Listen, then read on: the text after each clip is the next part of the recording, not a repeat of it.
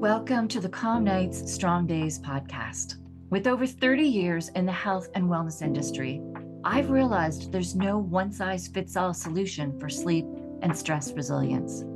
What affects one person's sleep and ability to handle stress is different for each of us. The stage of life you're in, work and home stressors, and more all affect how your body handles stress and your quality of life. Join me as we explore a variety of tools, strategies, and solutions I've employed with clients over the years in solo episodes, as well as insightful interviews and experts.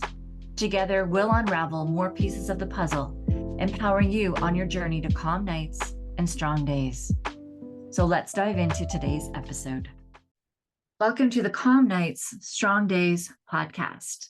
I'm your host, Andy Clark. This is episode 56, where we are going to dive into letting go of agenda-driven stress.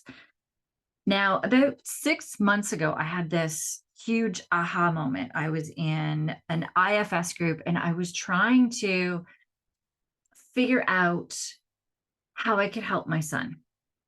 My son has major perfectionism. He struggles with being coached or taught or helped with anything like escalation. And there are these things that are blocking him big time. And from all of my experience in IFS, I'm like, ooh, I wonder if these are parts. And so I hopped on with a question about IFS for my son and how I could help him. I'm like, he's resisting going to a therapist. And somebody commented and said that as a parent, it's very, very hard to not have an agenda, and wondered what the difference would be if I approached my son in self. And I stopped that for a while, and I was like, I really sat and thought about it for a few weeks. And I was like, agenda versus self, what the heck? And that's the thing, as parents, we have agendas with our kids. So this is a really simple example because we all have agendas with our kids. We want them to do well. We don't want them to get hurt. We want them to have all the tools and skills that we didn't have at their age. We want to provide them with so much in order to help them do better than us. My goal as a parent is for my kids to do better in life than I did, have better reserves, better skills than I had. And I know I'm definitely going to make mistakes along the way. I'm going to do the best that I can as a parent, as we all are. But this got me really thinking, agenda versus self. I'm like, how the heck do you not have an agenda with your kids? Like, how can I not have an agenda with helping my son go to a therapist to work on this perfectionism and work on him not being coached when it is affecting every aspect of his life? And not only his life, but it affects all of our lives. My husband, myself, my other son, because of the outburst, because of the expectations of themselves, we have to walk on eggshells quite often around him. So why would I not have an agenda with this? What the heck? And when I started diving into this, I realized that I can't force him to do something until he's ready. Because I am ready, I am willing, I am able. Because I am going, I'm studying IFS right now. I'm in 2 courses currently. And I'm learning everything that I can. I'm diving deep into my crap, into my struggles, into my issues. And I am ready to be doing this. I can't force him to be ready. It's almost like, think about an unopened flower, right? When we're requesting someone to act before they are prepared to, it's like we're forcing this flower to bloom before it's ready, before it's time. And when you are doing things to try to rush a flower to bloom, you not only damage the flower, but it's not as beautiful. It's not as fragrant as it would have been had it naturally bloomed. I'm actually thinking about flowers that are on my counter now. They were given to me. They were cut when they weren't flowered yet, and I've have them in water, and they're not blooming as well. I'm having to tend to them more so every day than had they been flowers in my garden to keep them, alive, keep them looking well. And so if I rush my son to go to therapy, to start diving into these, and they are traumas, which I'm going to do another episode on actually what are traumas. Because I do feel that that word is a little bit overused. No, I don't feel the word is actually overused. That's the wrong statement. I hear it a lot, but what I'm realizing is that, yes, there are so many things that are traumas. They're just not all big T traumas, but they do create a neural pathway in us that creates a protection in ourselves for that stressor, that trauma that has happened.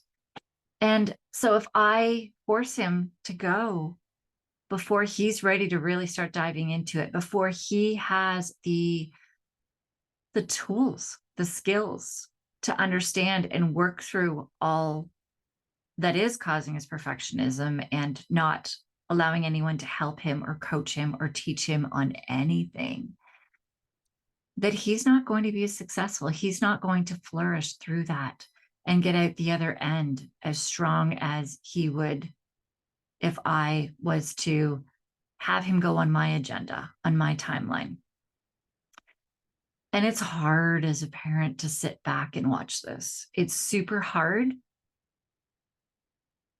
Though I'm going to say in this situation, definitely it's more stressful to force him, and the consequences aren't as great, that it causes more stress in our life to force him to get his stress system so heightened before he would meet with a therapist, to be hiding under a table, to be having these crazy, huge stress responses.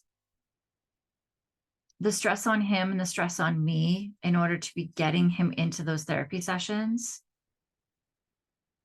is a lot more in my daily life than for me to be in self, to be kind, caring, and compassionate, to be, when he is in a perfectionism spiral, to just sit in it with him and let him have all the feels and maybe talk a little bit about parts. He's not open to, he's opening up. It's like his flower is actually opening up to talking about parts. He's starting to bloom a little bit when we talk about parts. And his parts are realizing that I am listening to all of them, that I am accepting all of them. And when I have this agenda where I want to change him, where I want him to fix it now, those parts are getting stuffed. Those parts are being told that they don't matter. And that whatever is causing that protection for him to have that perfectionism and not allow the coaching or the training or allowing anybody to help him, if I'm not accepting those parts of him and starting to learn and nurture those parts at a pace that works for him as I am in self, then he is not going to bloom. He's not going to have as much beauty and fragrance. He's not going to get out the other side as strong if I was to force him now on my agenda.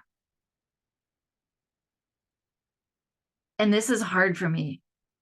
I'm noticing more things in the past 6 months that I have agendas on with my husband, and things, like I said, I'm working deep on myself.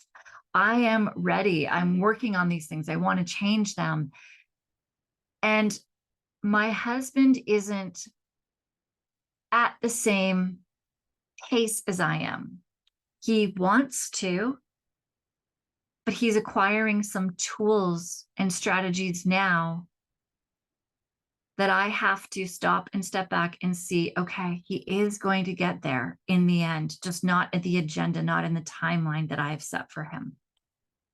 And as soon as I take the pressure off of that timeline, as soon as I take the pressure off of that agenda, he actually makes more strides. Quite often, that agenda, that timeline that I'm putting on him, it's causing so much pressure that it's causing him to freeze. It's causing his stress system to freeze. It's causing him to not want to bloom, And I'm actually doing him a disfavor when I'm setting an agenda on him or setting these pressures on him before he is ready, instead of being in self and sitting and have conversations with where he's at and having these conversations of where he is now. And this is crazy as I'm saying this, because I'm sitting and thinking, well, this is what I do with my clients all the time. I sit with my clients where they're at. And I know that I have to go at a pace, at a journey that works for them, and work on the tools or the strategies that their body is ready and open to. And I need to give them kindness and caring and compassion and be in self with them for them to trust me and open up. As a coach, I know these things, but it's so fascinating because as a parent and as a spouse, I never, ever realized that I need those things in my life as well. And when we're doing that, I see it in my clients all the time. When we're expecting others to change and others to do things instead of focusing inward on ourselves and what we can change and what we can do, our stress increases. The thing is it's so hard to let go because we love our family. We want things to be so good with our spouse and us. And sometimes too, it's easier to ask others to change than to change ourselves, change our behaviors. I am also a very strong person. I have a very strong personality. I'm always learning and diving into things. And that can take sometimes even the most strong person beside me in a partnership, if I'm not allowing them to live in their strengths and sit into their strengths, if I'm wanting them to be on the same agenda, same course that I'm on, it deflates them. And it takes the oomph out of them. And then they become less and less in their own power and in their own strengths. And it is so hard in a marriage for me to do that, to sit back and let them be them. My husband is always, this thing I've always said about my husband is he always lets me be me. He lets me be me. There are no, and it's fascinating because I used to be, what's the word I'm looking for? I used to purposely do things just to create reactions out of people, which I know are issues I needed to work with and deal with. But my husband, I don't do that with because he just always lets me be me. And if I'm being wild and crazy, he's like, okay, go for it. And it doesn't get the reaction out of him. Then I'm like, well, why am I doing this then? Right. And so he's allowed me to always be myself. But I need to learn more as I'm seeing through. I'm doing this episode. So thank you for helping me on this as well. I was here to help you with this, but I'm realizing I need to see more because I've been doing this with my kids more and more and learning to let go more and more of this agenda that is driving stressors. And I'm learning to be more in self and accept them for who they are, and realizing that as I accept them for who they are, and I'm not putting an agenda on them, they're able to step into their power more. They're able to start making their own changes and see who they are when I am staying in self more. And self, if we do go back, that was one of our prior episodes. Let me see which one.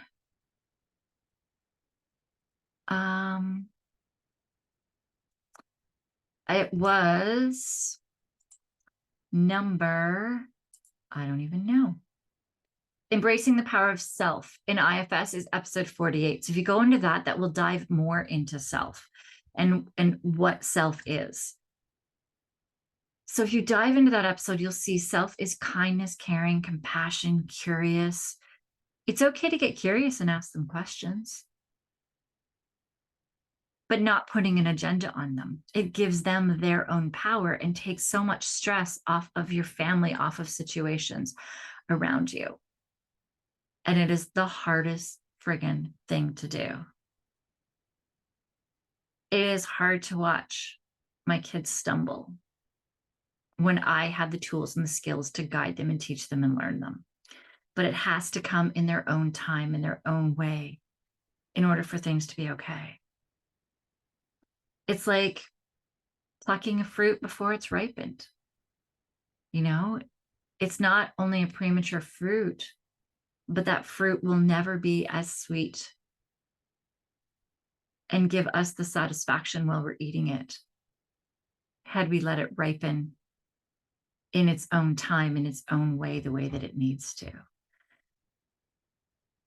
And this is the thing, like when you work on yourself, others around you start to improve because they are around you. They may not change all the things that you want them to change, but they will make changes.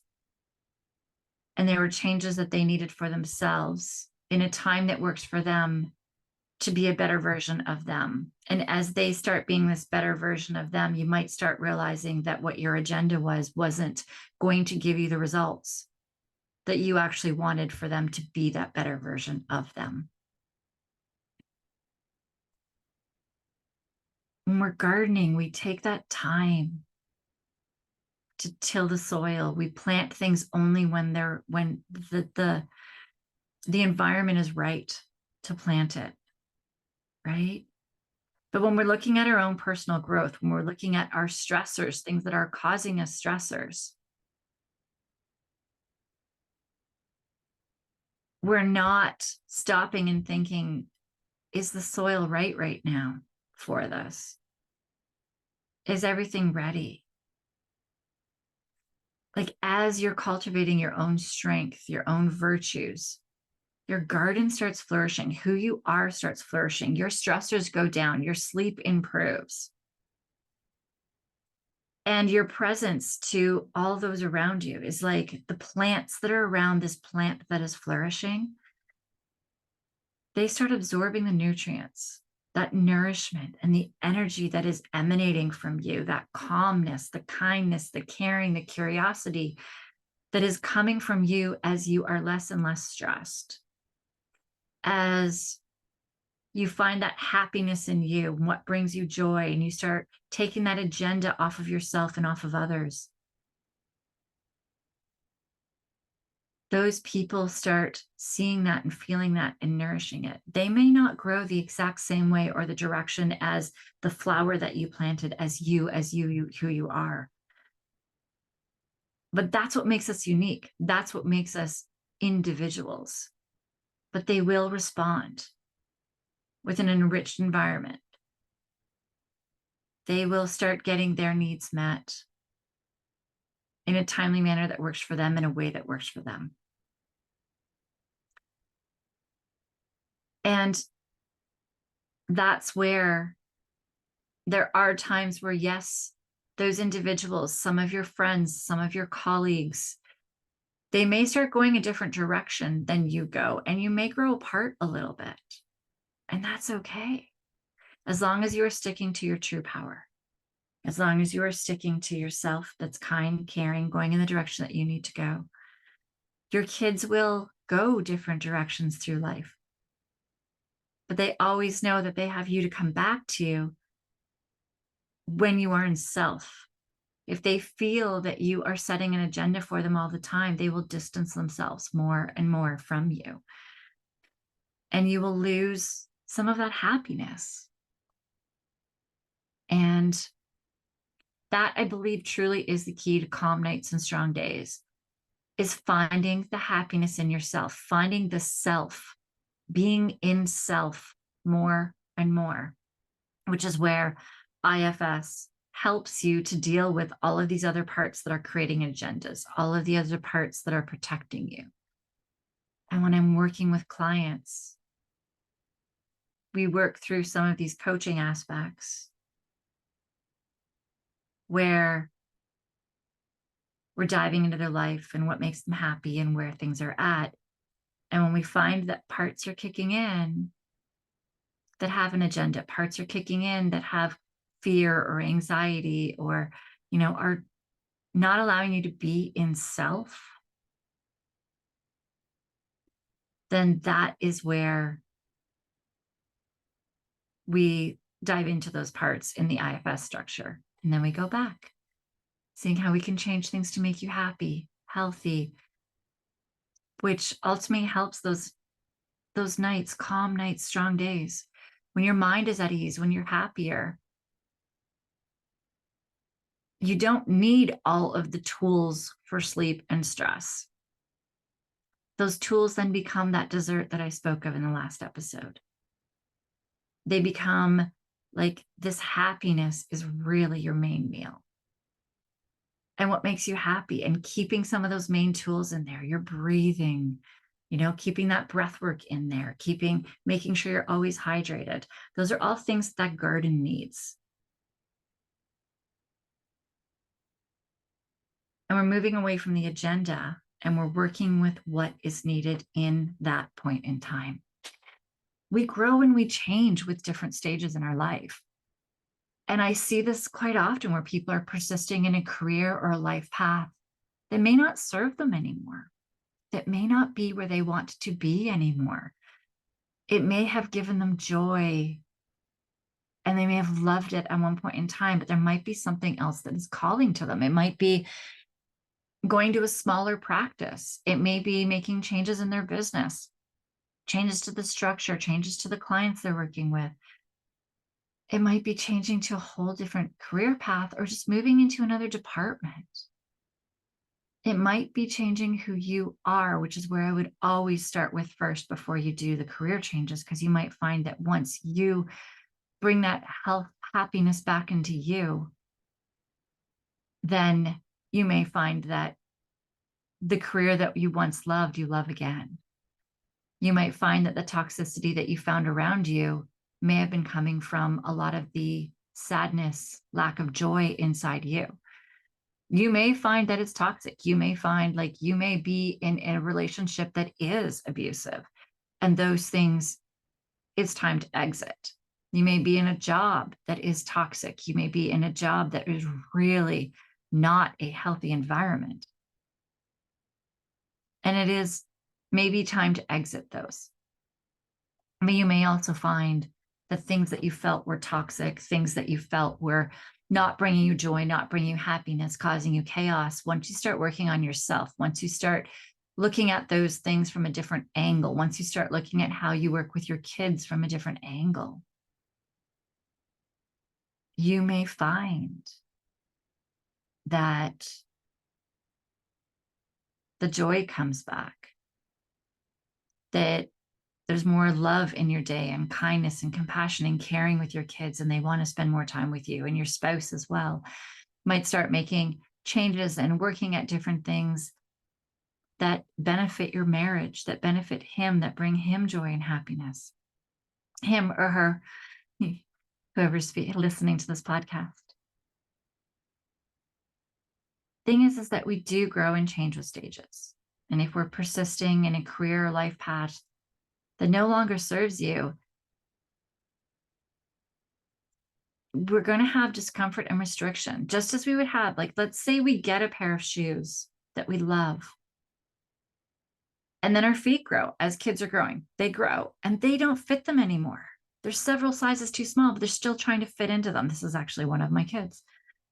There's holes sticking out of the toes in his shoes. His feet do not fit in these shoes, but he does not want to change shoes. He'd rather sit in discomfort and restriction. We keep walking in them. He's walking in them. because they were the ones that he initially chose. And he feels he has to keep them and continue with them, even though they don't fit his current feet. They don't fit the path that he needs to walk on now. So we change, we evolve. And as we change and evolve, our goals and who we are changes, and we need to go with that path instead of sticking to an agenda, forcing agendas on things that may not fit into our life. We may not be ready for them, or we may be past them. And that adds so much stress in your life. So I'm going to leave you with this question today. Are you following an agenda, or are you truly in self? How often are you in self in your day?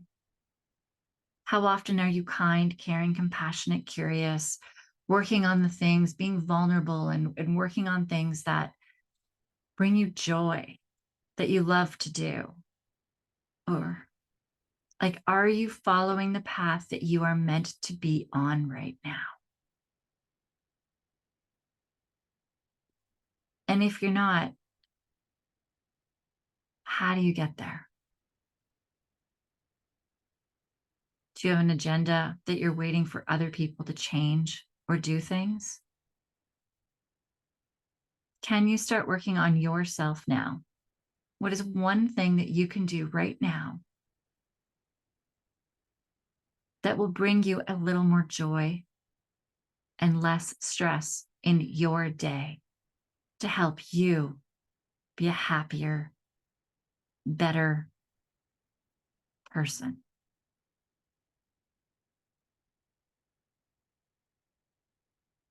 Think about it. Let me know. If you want to chat about it, DM me. You can get my social links are on my website. Can email me, book a call, book a chat. I have chats just to, if you want to chat with me, find out some more about it, feel you may want to work with me, book a chat. We're around.